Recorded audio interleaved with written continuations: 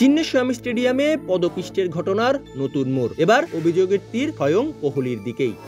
বেঙ্গালুরুর চিন্নাস্বামী স্টেডিয়ামের বাইরে পদপিষ্ট হয়ে 11 জনের মৃত্যু ও অনেকে আহত হওয়ার ঘটনায় এবার বিরাট কোহলির নাম জড়ালো। সমাজকর্মী এইচ.এম. ভেঙ্কটেশ কার্বন পার্ক থানায় কোহলির বিরুদ্ধে লিখিত অভিযোগ দায়ের করেছেন। তার অভিযোগ, আইপিএল এর মাধ্যমে জুয়ার প্রচার করেছেন কোহলি, যা বিপুল জনসমাগম ঘটিয়েছে।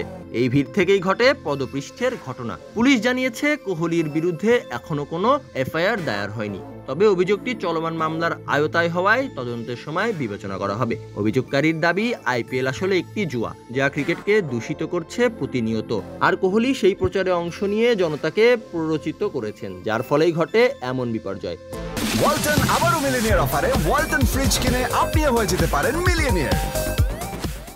এ ঘটনায় ইতিমধ্যে 4 জনকে গ্রেপ্তার করেছে পুলিশ। তাদের মধ্যে রয়েছেন আরসিবির সিনিয়র অফিসার নিখিল সোসলে এবং ইভেন্ট ম্যানেজার সংস্থার 3 জন। 6 জুন ভোরে তাদের গ্রেপ্তার করে আদালতে তোলা হয়। 14 দিনের বিচার বিভাগীয় হেফাজতের নির্দেশ দেওয়া হয়। নিখিল পরে কর্ণাটক হাইকোর্টে গিয়ে দাবি করেন, তাকে রাজনৈতিক হস্তক্ষেপে গ্রেপ্তার করা হয়েছে।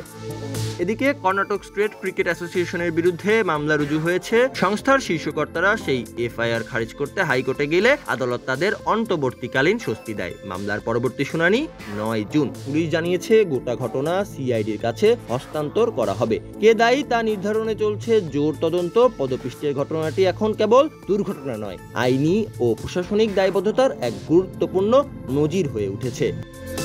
সম্রাট সরকার, ক্রিক ফ্রেন্জি।